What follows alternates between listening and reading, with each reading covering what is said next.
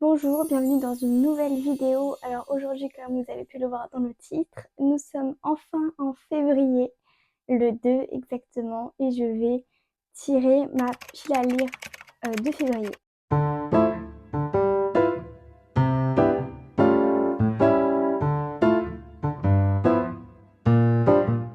Alors, j'ai déjà 2 livres à lire en février. Celui de Virginie Grimaldi, qui est Le premier jour du reste de ma vie, parce que je l'ai déjà commencé en janvier, et L'étranger d'Albert Camus. Mais pour la suite, je vais laisser le destin choisir avec cette belle boîte à thé. J'ai mis dedans, si j'arrive à l'ouvrir, des petits papiers avec ma pile à lire. Alors, pour ce mois de février, je pense je vais essayer de lire 4 livres parce que vu que j'ai des partiels, je sais pas si j'aurai assez le temps de lire ce mois-ci. On pioche. J'ai peur. Ah non, je crois que j'en ai choisi un grand. Ah, j'ai peur. Ok, c'est Knock. J'en ai 2, je crois, de... Alors, le livre que j'ai tiré, c'est Knock de Jules Romain. Et le problème, c'est qu'en fait, j'en ai 2. Donc, je sais pas lequel prendre, lequel lire. C'est une pièce de théâtre, il me semble. Oh, ça peut être sympa, en vrai, de lire une pièce de théâtre pour changer. C'est... Alors, ça a été écrit par Louis Jouvet en 1923. Et c'est une des pièces les plus célèbres de Jules Romain. Cette pièce a été représentée pour la première fois le 15 décembre 1923. J'ai hâte de lire la pièce de théâtre et de vous donner des nouvelles de si j'ai aimé ou si je n'ai pas aimé dans la revue des livres que j'ai lu en février. On va en tirer. Je sais pas si... Au pire, je vais en tirer encore 3.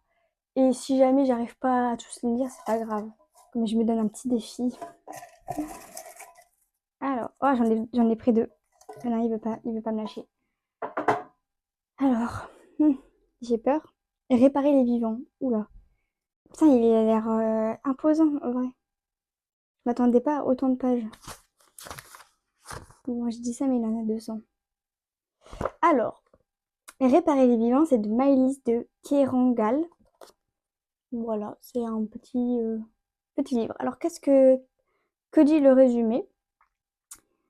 Le cœur de Simon migrait dans un autre endroit du pays. Ses reins, son foie et ses poumons gagnaient d'autres provinces, il filait vers d'autres corps. Réparer les vivants est le roman d'une transplantation cardiaque. Telle une chanson de gestes, il tisse les présences et les espaces, les voix et les actes qui vont se relayer en 24 heures exactement. Attends, ça c'est 24 heures? Ouais, ouais.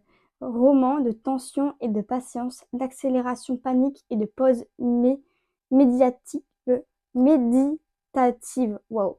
Il trace une aventure métaphysique à la fois collective et intime où le cœur, au-delà de sa fonction organique, demeure le siège des affects et le symbole de l'amour.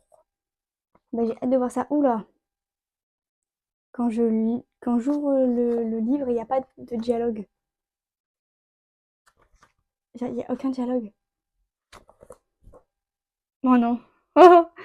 Voilà déjà ma pile à lire. Et c'est que des petits livres. C'est que des petits livres poches. C'est trop mignon. Euh, on va tirer le troisième.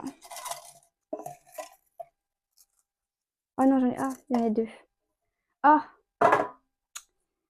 un petit livre chill. Le chat du bibliothèque, tome 4. Les gens qui ont vu ma revue de janvier savent pourquoi je fais cette tête. Le chat du bibliothécaire, c'est ça, hein, ouais. Ça a été écrit, c'est une saga qui est écrite par Miranda James. Et là, c'est Sinistre Réputation. Donc, j'ai déjà lu les 3 d'avant. Et les notes, elles étaient assez mitigées. Parce qu'en fait, il y avait surtout des problèmes de, comment dire, d'orthographe, de passé simple et de passage inutile, en fait. C'est ça que j'en ai tiré dans les autres tomes. Alors là, j'espère qu'il est assez bien. Après, les histoires en général, elles sont assez bien. Genre, c'est des petits. En gros, c'est un. Parce que dans ma revue de janvier, en fait, j'ai pas expliqué c'était quoi les histoires. Alors, c'est un 50 génères, il me semble, qui habite à Athéna. C'est une petite ville dans les États-Unis d'Amérique. Alors, et à chaque fois, en fait, à chaque fois, le mec, il découvre un cadavre. Voilà. Il est jamais suspecté, c'est ça le pire. Mais c'est jamais lui, hein, bon. Et à chaque fois, il pense que c'est un policier, il veut résoudre les enquêtes. Voilà. Moi, franchement, j'aurais été de la police, je lui aurais fermé la porte au nez. En fait, à chaque fois, le pire, c'est que les gens qui meurent, c'est des gens qui sont détestés par tout le monde. Donc en fait, tout le monde est suspecté. Et en fait, le titre, il y a peut-être un lien avec le titre Le chat du bibliothécaire. C'est juste parce qu'en fait, il a un chat. Mais le chat, enfin, voilà quoi. Il est juste là. Est-ce que j'en tire encore un? C'est déjà pas mal, non? On va en tirer encore un pour le défi, pour le challenge. J'ai peur. Ok. Amour et amitié. Ah, ça, c'est, je crois, c'est James. Alors, Amour et amitié, c'est James Austen. C'est. J'ai tellement hâte de le lire celui-là. Je sais pas si du tout. C'est celle qui me semble qui a écrit Orgueil et préjugés. Hein. Si je dis pas de bêtises, j'ai pas envie de dire des bêtises et que tout le monde me juge. Bon, voilà. Alors, j'adore la couverture, elle est tellement belle. Euh, c'est un roman épistolaire. Ouais. Enfin, 74. Oh, c'est sympa. C'est sympa. Euh, alors, que dit le résumé? De tous les talents ordinairement en possession de mon sexe, j'étais la maîtresse. Au couvent, mes progrès avaient toujours été plus grands que ne le permettait l'instruction reçue, les connaissances dont je disposais. Étonnée chez quelqu'un de mon âge, et je surpassais bientôt mes maîtres. Toutes les vertus susceptibles d'orner un esprit se retrouvaient dans le mien. Il était le lieu de rencontre de toutes les qualités et de tous les sentiments élevés. Mon seul défaut, s'il mérite ce nom, était de posséder une sensibilité trop vive, prompte à s'émouvoir de toutes les affections de mes amis, des personnes de ma connaissance et plus encore des miennes. Alors, je vous avoue, j'ai pas très bien compris le résumé. Bon, pas grave. Je pense que l'histoire va nous en dire plus. Bah, je crois que ça doit parler d'amour et d'amitié du coup. Et d'ailleurs, ce livre, il peut pas être vendu.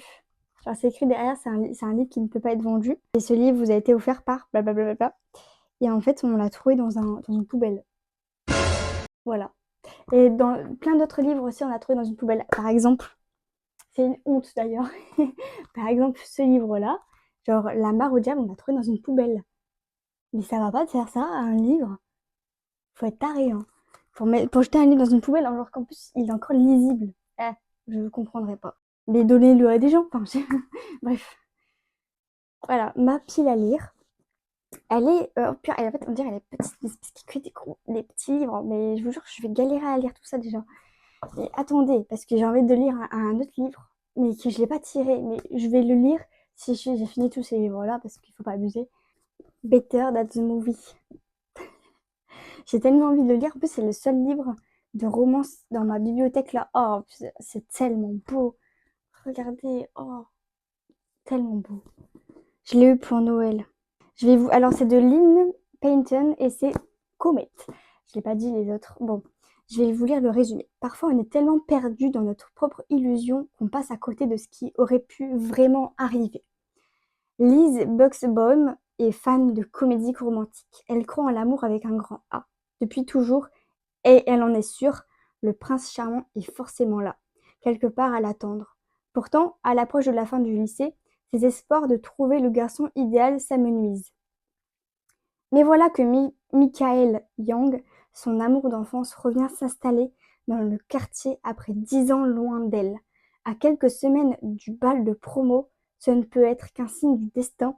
Pour attirer l'attention de Michael et l'accompagner au bal, Liz est prête à tout, même à former une alliance avec Wes Bennett, son détestable voisin et ennemi d'enfance. On sait tous avec qui elle va finir. Je pensais grave qu'elle allait finir avec Michael, mais là je viens de lire la fin, je pense pas en fait. Si c'est un Enemy to Lover, c'est incroyable. C'est incroyable. Voilà.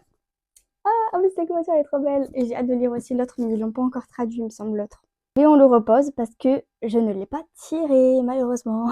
Il y a aussi un autre livre que je risque d'acheter cette semaine. Je pense que je vais craquer. Et je sais plus, j'ai plus le nom en tête là. Mais je pense que vous connaissez parce il y a il y a un moment donné, le premier tome, parce que là, le troisième est sorti en anglais, donc c'était vraiment un succès. Il était dans les top ventes et tout. On faisait que parler de ce livre. C'est quoi le nom? Il était famous. Comment on dit en français? Il était célèbre. Bref, c'est ce livre-là. Et là, en fait, j'ai lu la quatrième de couverture. Oh, j'ai tellement envie de l'acheter. Je sais pas pourquoi j'ai autant hésité, en fait. Il me donne tellement envie. Donc, si vous l'avez lu et que vous avez adoré ou que vous avez détesté, dites-le moi, en fait. Parce que j'ai tellement envie de l'acheter. Écoutez, voici. Oh purée. Voici ma pile à lire de janvier. Voilà, il y a 6 livres. Waouh, j'étais en train de compter. Il y a 6 livres. J'espère les finir. Je vais commencer dès que la caméra sera coupée parce que je pense que ça sera la course. Voilà les livres que je dois lire. Oh my god. J'espère que ce sera de bons livres, hein, parce que le mois de janvier, c'était pas ça. Donc j'ai pas envie d'avoir un mois pourri comme janvier là. Écoutez, la vidéo est finie. J'espère qu'elle vous a plu. Et on se retrouve pour, je pense, une prochaine vidéo de haul. Parce que j'ai dit que j'allais acheter le livre. Donc je pense que la prochaine vidéo, ce sera une vidéo de haul. Voilà.